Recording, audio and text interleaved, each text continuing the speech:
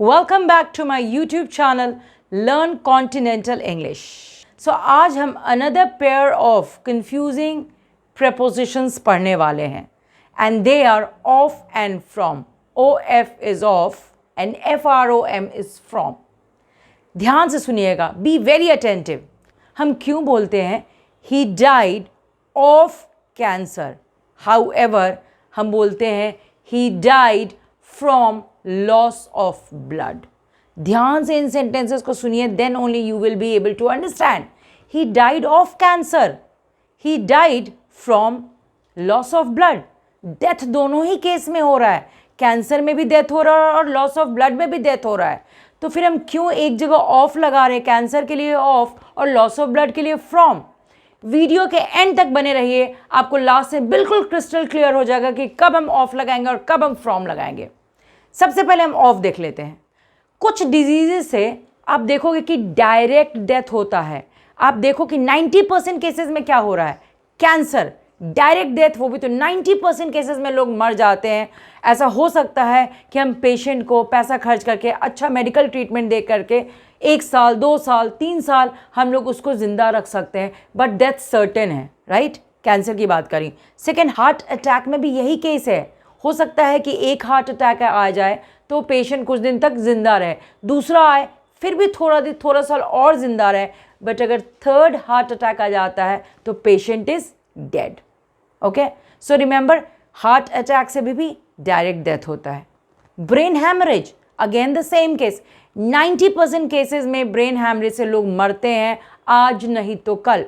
फिर हो सकता है कुछ साल जिंदा रहे, बट उनका डेथ सर्टेन हो जाता है. ओके, हाउएवर अगर हम लॉस ऑफ ब्लड की बात करें, बीपी की बात करें, शुगर की बात करें, डायबिटीज़ की बात करें, ये सबसे डायरेक्ट डेथ नहीं होता है, इनडायरेक्ट डेथ होता है. जैसे हो सकता है डायबिटीज़ अगर कोई सफ़र कर रहा है ना, तो लिवर फेलियर हो जाए या कोई ऑर्गन फेलियर हो जाए तो जो पेशेंट होता है वो मरता है. बट रिमेंबर, डायबिटीज़ से डायरेक्ट डेथ नहीं होता है.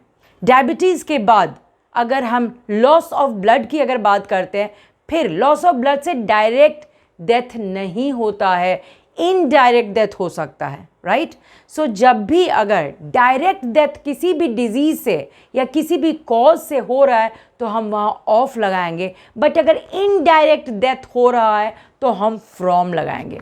Let us understand with the help of few examples. जैसे कि अगर आपको एग्जाम में या टेस्ट में क्वेश्चन आता है ही डाइड डैश कैंसर, अगर ऑप्शन में ऑफ और फ्रॉम दिया हुआ तो आप क्या लगाओगे, ऑफ लगाओगे. क्यों? क्योंकि कैंसर से डायरेक्ट डेथ होता है. He died dash liver failure, obviously अगर किसी का लिवर फेल हो जाता है तो वो बिल्कुल it leads to direct death, तो आप क्या लिखोगे, he died of liver failure. एक और एग्जांपल ले लेते हैं, he died dash COVID-19. If you remember 2020, 2021, उस समय लोग कोविड से 99% लोग मर जाते थे, इसीलिए हम लोग COVID-19 में क्या लगाएंगे, he died of COVID-19. अब हम फ्रॉम समझ लेते हैं कि कैसे इनडायरेक्ट डेथ होता है. he died dash fever. ना कभी आप सुने हो कि किसी को फीवर से डायरेक्ट डेथ हो रहा है? नहीं, हो सकता है कि फीवर से कुछ इन्फेक्शन हो जाए, उसके बाद क्या होगा, उस इन्फेक्शन से जो पेशेंट है वो मरेगा, बट फीवर से कोई भी डायरेक्ट डेथ नहीं होता है. तो आप यहाँ ऑफ नहीं क्या लगाओगे, ही डाइड फ्रॉम फीवर. एक और देख लेते हैं, he died dash loss of blood. Obviously भी जस्ट मैंने आपको बताया लॉस ऑफ ब्लड से कोई डेथ नहीं होता है. कुछ फिर अगर कुछ इन्फेक्शन हो जाए it can lead to indirect death, not direct. तो आप क्या लिखोगे, he died from loss of blood.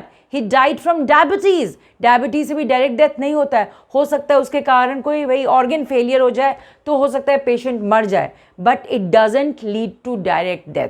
सो आज से बिल्कुल इसको अप्लाई करो, समझ लो कि इफ़ द डिजीज़ या उस डिजीज़ से डायरेक्ट डेथ हो रहा है तो हम ऑफ लगाएंगे.